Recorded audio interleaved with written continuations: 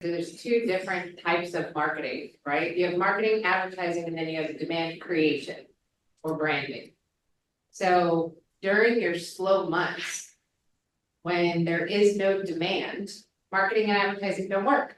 If no one's using their systems and it's not broke, they're not calling. That is what it is. So having a marketing strategy that's tied to that forecast, what is my marketing and advertising strategy during the busy season? I think one of the challenges is that a lot of times people will turn off their marketing and advertising strategy when demand is high because they're getting lots of business.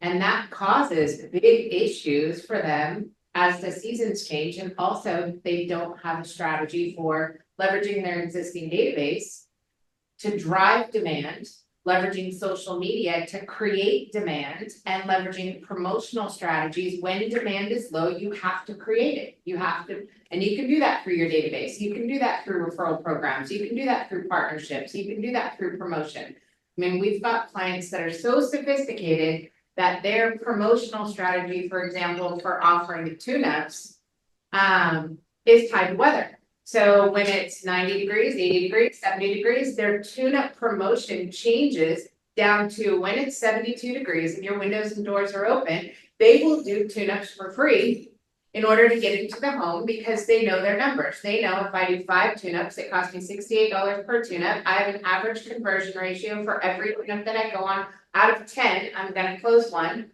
and I'm gonna convert it into a new system. They know what the margin is for that. And so literally the promotional strategy is tied to understanding your numbers, right?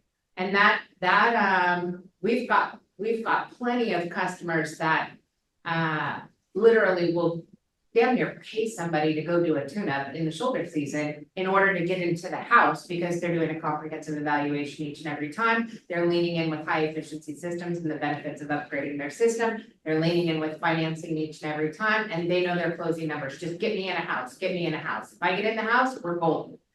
So they don't feel the shoulder season.